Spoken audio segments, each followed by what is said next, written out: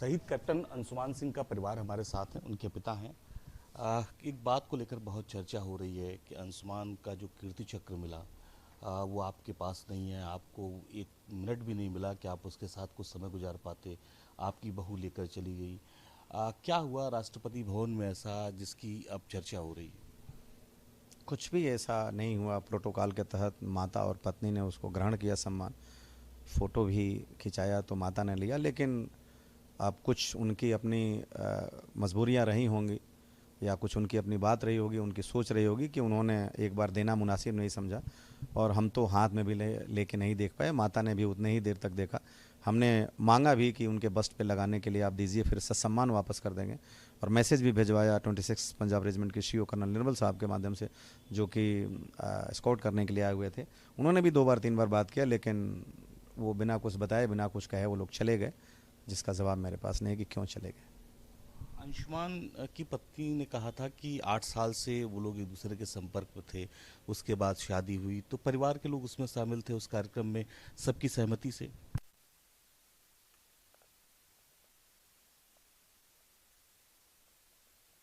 तो हो सकता है कि उनकी मुलाकात उस समय हुई हो, उसी समय हुई भी होगी। उसके बाद तो एफएमसी चले गए थे। तो जो भी उनकी यादें खट्टी मीठी रही हों, और वो प्रेम रहा हो और प्रगाढ़ प्रेम रहा हो और प्रेम का अपना एक मौलिक स्वरूप के अंतर्गत रहा हो, उसके बाद वो 3.5 साल सर्विस हो गई थी, तो ये अंतराल लगभग 8 साल हो जाता है।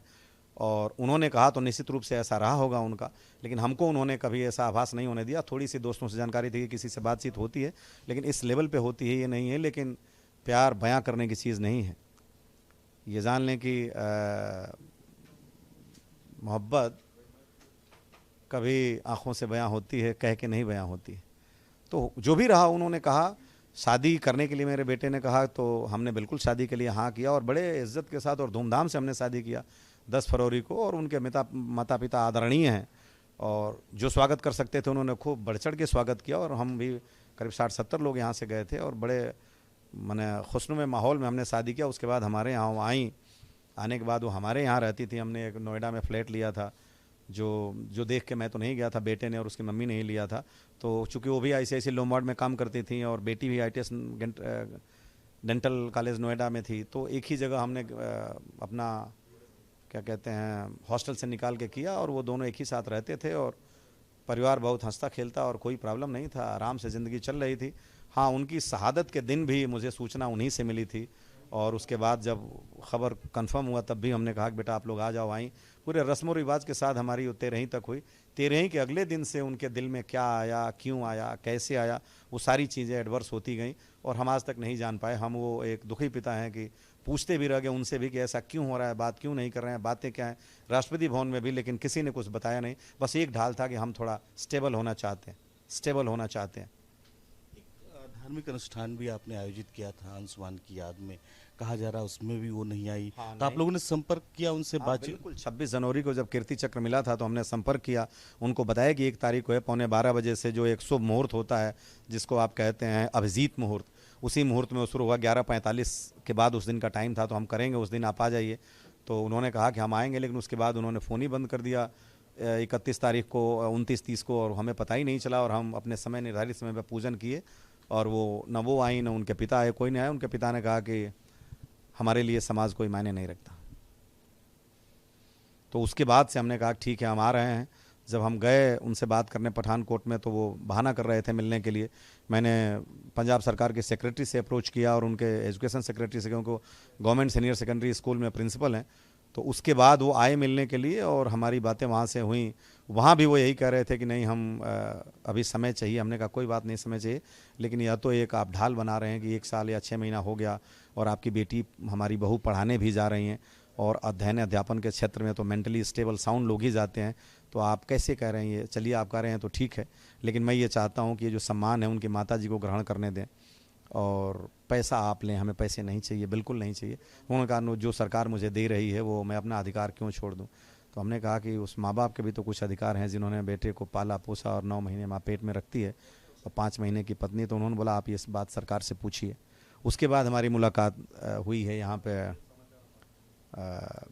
रक्षा राष्ट्रपति भवन में, मैंने ये भी कहा कि ऐसे संबंध रखने से फ़ायदा क्या है, इसको फिर ख़त्म करें ताकि मैं भी अपने सम्मान के साथ कह सकूं कि मेरी बहू मेरा घर छोड़ के जा चुकी है। मैं अपने पिता को भी नहीं बताया था, मैंने कहा तो बेहतर होगा कि हम इस सम्मान को ख़त्म कर दें। मैंने कहा कि हम तब कोर्ट में भी जाते हैं, उन्होंने कहा आप कोर्ट में जाइए, लेकिन हमने अपने बेटे की सम्मान के लिए कोर्ट का रास्ता नहीं इख्तियार किया।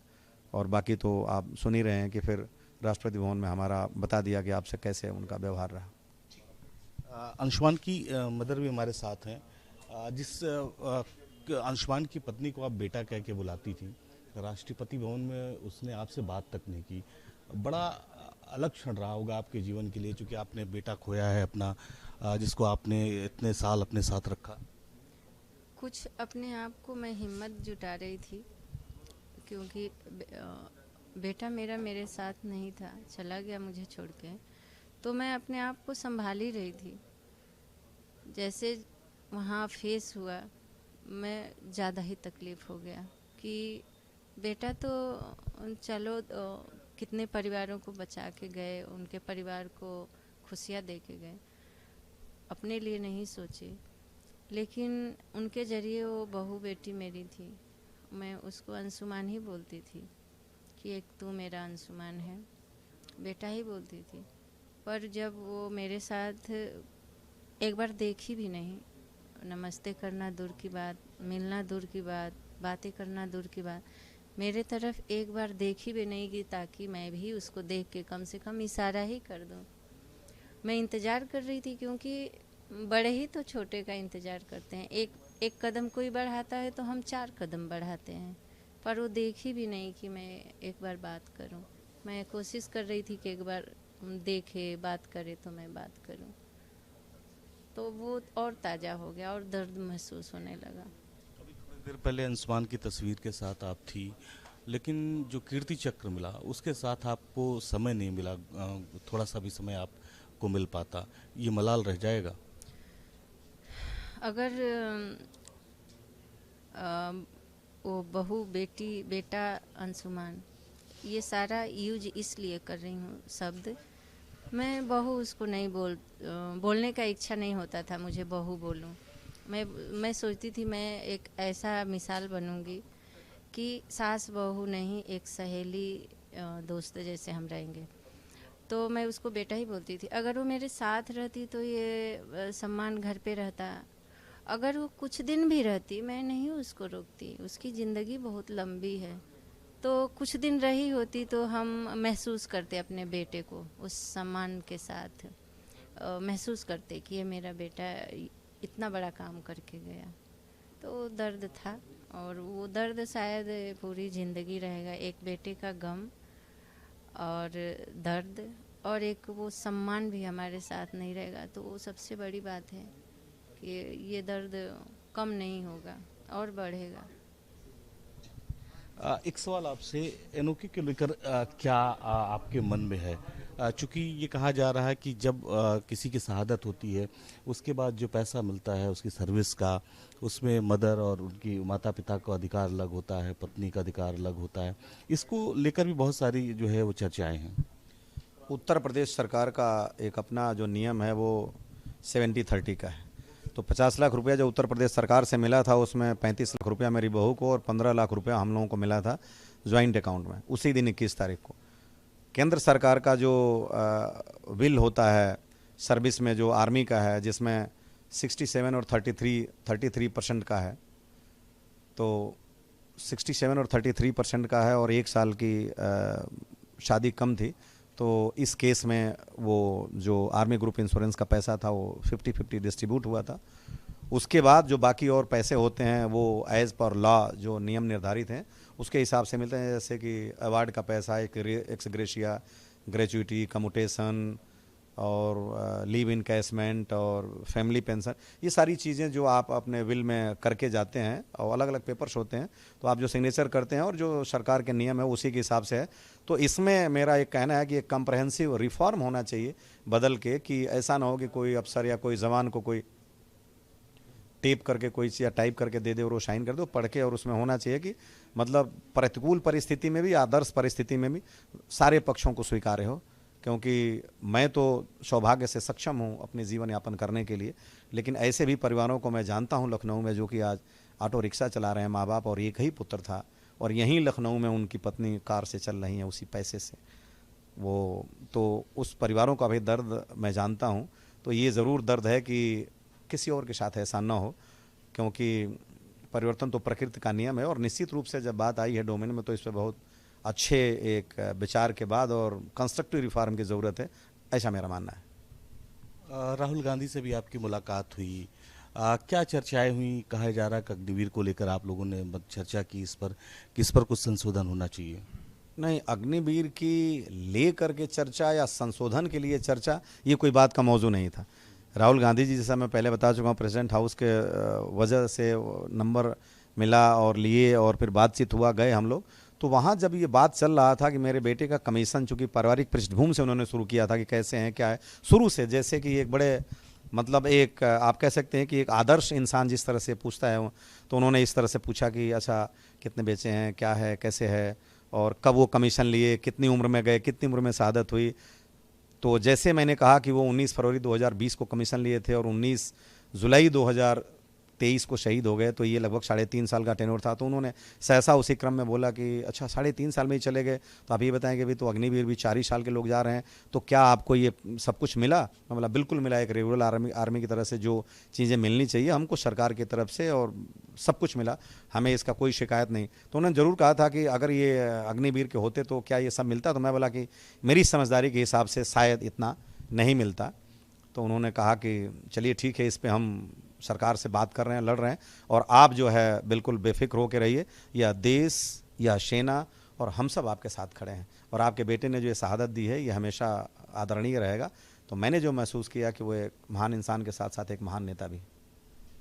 अब अंशुमान की पत्नी के साथ आपका दोबारा संपर्क होता है, या मान लीजिए संपर्क आप लोग की आपस में बातचीत होती, तो क्या चाहते हैं आप? अंशुमान की पत्नी आपके साथ रहें, या भविष्य उनका कैसा हो? मैं बिल्कुल चाहता हूं कि उनका भविष्य उज्जवल हो, जहां रहें सलामत रहें, आबाद रहें। अगर वो हमारे घर आती हैं तो वो शादी करना चाहेंगी, तो मैं उनको अपने घर से बेटी बना के शादी करूंगा और सदैव रिश्ता कायम रखूंगा। और अगर वो हमारे यहाँ, तो पता नहीं उनका क्या है, जब घर ही छोड़ दिया तो शादी का नहीं। हमने 20 तारीख को उनके पिताजी ने जब छेड़ा था, 20 जुलाई को, तभी कहा था कि वो अगर मेरे घर से चाहेंगी तो मैं बहू बेटी बना के शादी कर दूंगा। मेरे घर में अगर वो शादी करके रहना चाहेंगी तो मैं अपने छोटे बेटे जो उनसे स्मृति से 24 साल का, भी 2 साल छोटा है, उससे शादी कर दूंगा। और अगर वो, मैं नहीं चाहता कि वो वैधव्य को झेलें, लेकिन अगर वो नाम के साथ जीना चाहेंगी तो मेरे बेटे से जो भी पुत्र या पुत्री पैदा होगी मैं उनकी गोद में दूंगा, और नाम पिता का अंशुमान दिया जाएगा, और पूरी जो लीगेसी हो पासान की जाएगी, और हमारे घर की बड़ी बहू और मालकिन बन के रहेंगी। और उसी के परिदृश्य में हमने जितने भी हमारे मतलब सोना चांदी थे वो सब उन्हीं के लाकर में लखनऊ में बंद हैं, इनकी माँ ने चौथे दिन ही उनको दे दिया था। तो मैं आज भी चाहता हूँ कि सिर्फ रिश्ता कायम रहे, अगर वो रिश्ता खूबसूरत मोड़ पे जा कर के ख़त्म हो तो अच्छा रहे, बनिस्पत इसके कि एक अमारादित व्यवहारिकता में परिणित होकर के और सरे बज़ में ये ढिढोरा पीट के, ये शोभा नहीं दे रहा। अंशुमान के पिता थे, माता थी, जिनका बस इतना कहना है कि थोड़ा समय अगर उनके जो मरणोपरांत उनको पुरस्कार मिला है शहीद होने के बाद, उसके साथ अगर इनको वक्त बिताने को मिल जाता तो शायद इनके जो दिल में दर्द है वो थोड़ा कम हो जाता। अंशुमान की पत्नी जो है इनकी बेटी की तरह थी, और आने वाले समय में भी रहेंगी। उनका आशीर्वाद उनका उनके साथ बना रहेगा। फिलहाल परिवार के मन में इस बात को लेकर टीस जरूर है। लखनऊ से